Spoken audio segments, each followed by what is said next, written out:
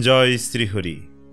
প্রথমেই ভাগবত কথার অনুরাগী সমস্ত শ্রোতাবৃন্দকে জানাই আমার সশ্রদ্ধ প্রণাম।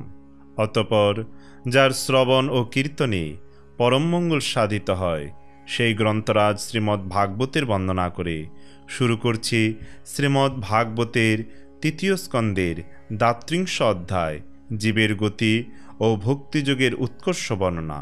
এই অধ্যায়টি খুবই মাহাত্ম্যপূর্ণ, তাই সবাইকে খুব মনোযোগ সহকারে শ্রবণ করার অনুরোধ রইল। তার আগে এই অমৃত কাদম্বিনী চ্যানেলটি যদি সাবস্ক্রাইব করে না থাকেন তাহলে এখনই সাবস্ক্রাইব করুন আর নিত্য ভাগবত কথা শ্রবণ করুন। হরি ওম তৎসৎ। নারায়ণং নমস্কৃত্যং নরং চৈব নরোত্তমং দেবীং সরস্বতীং ব্যাসং তত জয়মুদীরয়েৎ। সংসার বিজয়ী গ্রন্থ শ্রীমদ্ ভাগবত উচ্চারণ করার পূর্বে পরমেশ্বর ভগবান নারায়ণ সর্বশ্রেষ্ঠ মানব নর নারায়ণ ঋষি নামক ভগবত অবতার বিদ্যাদেবী সরস্বতী এবং ব্যাসদেবকে আমি আমার সশ্রদ্ধ প্রণতি নিবেদন করি। ওম নমো ভগবতে বাসুদেবায়। ভগবান কপিলদেব বললেন, হে মাতা, যে ব্যক্তি গৃহস্থাশ্রমে অবস্থান করে সকামভাবে গারস্থ ধর্ম পালন করে এবং তার ফলস্বরূপ অর্থ কাম প্রবৃত্তি উপভোগ করে পুনরায় সেসবের আশায় বারংবার সেই সব ধর্মকর্মের অনুষ্ঠান করতে থাকে, সেই ব্যক্তি বিভিন্ন কামনাতে মুগ্ধ থাকায় শ্রী ভগবানের আরাধনারূপ কর্ম থেকে বিমুখ হয়ে যায় এবং শ্রদ্ধা সহকারে যজ্ঞকর্ম দ্বারা দেবতা এবং পিতৃগণেরই আরাধনা করতে থাকে। তার বুদ্ধি তাতেই শ্রদ্ধাযুক্ত থাকে এবং দেবতা ও পিতৃগণই তার উপাস্য হয়ে থাকেন। সুতরাং সে চন্দ্রলোকে গমন করে এবং সেখানে সোমরস পান করে সুখ উপভোগ করে আর পুণ্য ক্ষীণ হলে পুনরায় এই সংসারে ফিরে আসে। প্রলয়কালে যখন শেষনাগে অবস্থিত শ্রীহরি অনন্ত শয্যায় শয়ন করেন তখন গৃহীদের ভোগ্য এই চন্দ্রাদিলোকসমূহ লয়প্রাপ্ত হয়। যে সব ধীর ব্যক্তি কাম ও ভোগবিলাস প্রাপ্তির উদ্দেশ্যে ধর্মানুষ্ঠান না করে কেবল শ্রী ভগবানের প্রসন্নতা লাভের উদ্দেশ্যে সকল ধর্মকর্মের আচরণ করেন, সেই সব নিরাসক্ত, প্রশান্ত, শুদ্ধচিত্ত, নিবৃত্তি ধর্মপরায়ণ, মমতাশূন্য, নিরহংকার পুরুষ স্বধর্ম পালনরূপ সত্যগুণের দ্বারা সর্বত্রভাবে শুদ্ধচিত্ত হয়ে যান। অন্তকালে তারা সূর্যমার্গ দ্বারা কার্যকারণরূপ জগতের নিয়ন্তা, সংসারের উপাদান কারণ ও বিশ্বজগতের সৃষ্টি, স্থিতি ও সংহারকারী সর্বব্যাপী পূর্ণপুরুষ শ্রীহরিকেই লাভ করেন। যিনি পরমাত্ম দৃষ্টিতে হিরণ্যগর্ভের উপাসনা করেন তিনিও দ্বিপরার্ধ পরিমিত কালের অবসানে ব্রহ্মার যে প্রলয় হয় তাবৎকাল পর্যন্ত ব্রহ্মলোকে বাস করেন। দেবতাদের থেকে শ্রেষ্ঠ ব্রহ্মা যখন তার দ্বিপরার্ধকাল অধিকার ভোগের শেষে পৃথিবী, জল, অগ্নি, বায়ু, আকাশ, মন, ইন্দ্রিয়, শব্দাদি বিষয় ও অহংকারযুক্ত এই সম্পূর্ণ বিশ্ব সংহারের ইচ্ছায় ত্রিগুণাত্মিকা প্রকৃতির সাথে একাত্ম হয়ে নির্বিশেষ পরমাত্মাতে লীন হয়ে যান, সেই সময় প্রাণমনজয়ী সেই বৈরাগ্যবান যোগীগণও দেহত্যাগ করে ভগবান ব্রহ্মার মধ্যে প্রবেশ করেন এবং ব্রহ্মার সাথে পরমানন্দ স্বরূপ পুরাণ পুরুষ পরব্রহ্মে লীন হয়ে যান। অহংকারের যৎকিঞ্চিত অবশিষ্ট থাকায় ইতিপূর্বে তারা ব্রহ্মে লীন হতে পারেন না। সেই জন্যই হে মাত, এখন তুমিও অত্যন্ত ভক্তিযুক্ত হয়ে সেই শ্রীহরিরই চরণের শরণ গ্রহণ করো। সমস্ত প্রাণীদের হৃদয় কমলই তার মন্দির এবং তুমিও আমার কাছে তার মহিমা তো বিস্তারিতভাবেই শুনেছ।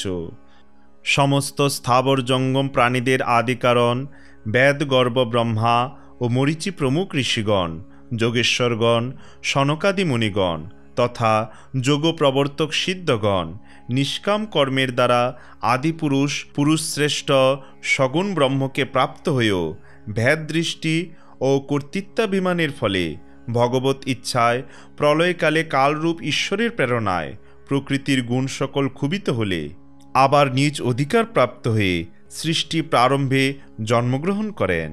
এইভাবে পূর্বোক্ত ঋষিগণও নিজ নিজ কর্মানুসারে ব্রহ্মলোকের ঐশ্বর্য ভোগ করে ভগবত ইচ্ছায় গুণত্রয় ক্ষোভিত হলে আবার স্ব প্রাপ্যলোকে জন্মগ্রহণ করেন।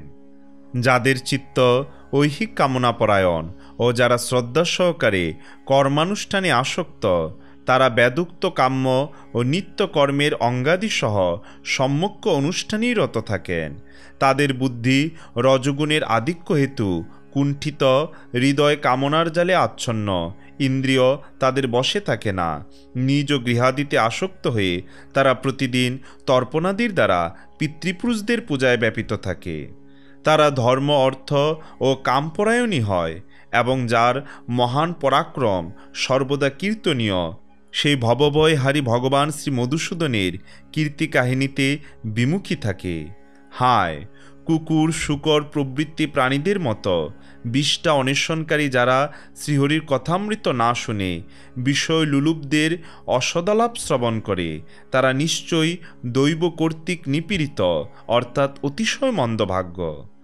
গর্ভাধান সংস্কারের থেকে আরম্ভ করে অন্তুষ্টি ক্রিয়া পর্যন্ত যাবতীয় ক্রিয়া শাস্ত্রমতে অনুষ্ঠানকারী এই সকল সকামকর্মী সূর্যের দক্ষিণ পথ অর্থাৎ ধূম্রমার্গে বা পিতৃযানে পিতৃশ্বর অর্যমার লোকে গমন করে এবং তারপর ভোগান্তে নিজ নিজ সন্তান সন্ততিদের বংশে জন্মগ্রহণ করে।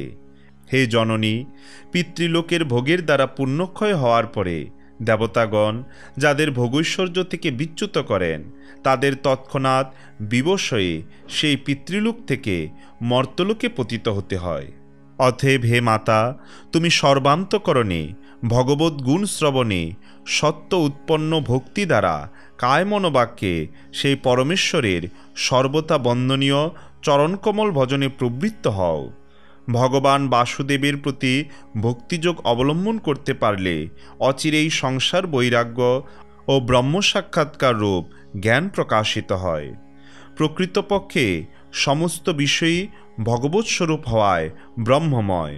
অতএব যখন ইন্দ্রিয় বৃত্তির দ্বারা ভগবত ভক্তের চিত্ত প্রিয় অপ্রিয় রূপ বিষমতাকে অনুভব করে না, সর্বত্র ভগবানকেই দর্শন করে, সেই সময় সে নিঃসঙ্গ, সর্বত্র সমভাবে অবস্থিত, ত্যাগ ও গ্রহণী সমদর্শন, দোষ ও গুণরহিত, স্বমহিমায় অধিষ্ঠিত স্বীয় আত্মাকে ব্রহ্মরূপে সাক্ষাৎকার করে। তিনি জ্ঞানস্বরূপ, তিনি পরব্রহ্ম, তিনি পরমাত্মা, তিনি ঈশ্বর, তিনি পুরুষ, তিনি এক ভগবান স্বয়ং জীব, শরীর, বিষয়, ইন্দ্রিয়াদি বহুরূপে প্রতীয়মান হন। সম্পূর্ণরূপে আসক্তিহীন হওয়াই যোগীদের সর্বপ্রকার যোগসাধনার একমাত্র অভীষ্ট ফল। ব্রহ্ম এক, জ্ঞানস্বরূপ ও নির্গুণ, তবুও বহির্মুখ ইন্দ্রিয়ের দ্বারা ভ্রান্তিবশত শব্দাদি গুণযুক্ত পঞ্চভৌতিক বিষয়রূপে প্রতীত হয়ে থাকেন। যেমন একই পরব্রহ্ম মহত্তত্ত্ব, বৈকারিক, রাজস ও তামস, তিন রকম অহংকার, পঞ্চমহাভূত এবং একাদশ ইন্দ্রিয়রূপে পরিণত, আবার স্বয়ংপ্রকাশ তিনি এদের সংযোগে জীবরূপে অভিহিত। সেই রকম ওই জীবের শরীররূপী এই ব্রহ্মাণ্ড বস্তুত ব্রহ্মই, কারণ ব্রহ্ম থেকেই এর উৎপত্তি হয়েছে। কিন্তু এই সব কিছু ব্রহ্মরূপে সেই দেখতে পায় যে শ্রদ্ধা, ভক্তি, বৈরাগ্য তথা নিরন্তর যোগাভ্যাসের দ্বারা একাগ্র চিত্তে ও বিষয়াসক্তি শূন্য হতে পেরেছে। হে পূজ্যনীয়া জননী, আমি এই ব্রহ্ম সাক্ষাৎকারের সাধনরূপ জ্ঞানযোগ তোমার কাছে বর্ণনা করলাম। এই জ্ঞানযোগ দ্বারাই প্রকৃতি ও পুরুষের যথার্থ স্বরূপের বোধ হয়ে থাকে। হে দেবী, নির্গুণ ব্রহ্ম বিষয়ক জ্ঞানযোগ এবং আমার প্রতি ঐকান্তিক ভক্তিযোগ, এই দুয়েরই লক্ষ্যবস্তু একই, ফলও একই, তা হল ভগবৎ প্রাপ্তি। রূপ রসাদি বহুগুণের আশ্রয় একটি বস্তুই যেমন বিভিন্ন ইন্দ্রিয়সমূহের দ্বারা বিভিন্নভাবে অনুভূত হয়, তেমনি শাস্ত্রের বিভিন্ন সাধনসমূহের দ্বারা একই ভগবান নানাভাবে প্রতীয়মান হন। নানা প্রকার কার্যকলাপ, যজ্ঞ, দান, তপস্যা, বেদোধ্যায়ন, মীমাংসা বা বেদ বাক্যের অর্থবিচার, মন ও ইন্দ্রিয় সংযম, নিষিদ্ধ কর্মত্যাগ, অষ্টাঙ্গযোগ, ভক্তিযোগ, প্রবৃত্তি ও নিবৃত্তিরূপ সকাম ও নিষ্কাম উভয় প্রকার ধর্ম, আত্মতত্ত্বজ্ঞান ও তীব্র বৈরাগ্য, এই সমস্ত সাধনের দ্বারা সগুণ নির্গুণ রূপ স্বয়ং প্রকাশ সেই ভগবানকে পাওয়া যায়। হে জননী, সাত্ত্বিক, রাজসিক, তামসিক ও নির্গুণ ভেদে 4 প্রকারের ভক্তিযুগের স্বরূপ এবং যে কাল প্রাণীগণের উৎপত্তি ও বিনাশাদি সাধন করে, যার গতি অতি দুর্গেয়, সেই কালের স্বরূপ আমি তোমার কাছে বর্ণনা করলাম। হে দেবী, অবিদ্যাজনিত কর্মের ফলে জীবের অনেক রকম গতি হয়। সেই সব দশায় নিমগ্ন হয়ে জীব নিজের স্বরূপকে চিনতে পারে না। আমি তোমাকে যে জ্ঞান উপদেশ করলাম, এই জ্ঞান দুষ্ট, দুর্বিনীত, গর্বিত, দুরাচারী ও পাষণ্ড ব্যক্তিকে কখনো শোনাবে না।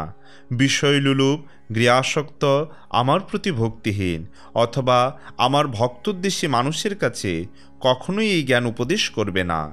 অত্যন্ত শ্রদ্ধাশীল, ভক্ত, বিনয়ী, অসূয়াশূন্য, সর্বভূতে মিত্রভাবাপন্ন, গুরুসেবায় তৎপর, বাহ্য বিষয়ে অনাসক্ত, শান্তচিত্ত, দেশশূন্য ও পবিত্র চিত্ত এবং যে আমাকে প্রিয় থেকেও প্রিয়তম মনে করে, এই রকম ব্যক্তিকেই এই জ্ঞান অবশ্য উপদেশ করবে। হে মাতা, যে ব্যক্তি শ্রদ্ধা সহকারে আমাতে সমাহিত চিত্ত হয়ে একবার মাত্র এই রহস্য শ্রবণ বা কীর্তন করবে, সে অবশ্যই আমার পরমপদ লাভ করবে। ওম তৎসৎ ইতি শ্রীমন মহর্ষি ব্যাসদেব প্রণীত পারমহংসী সংহিতা শ্রীমদ্ ভাগবত মহাপুরাণের 3য় স্কন্দের ৩২ অধ্যায় সমাপ্ত।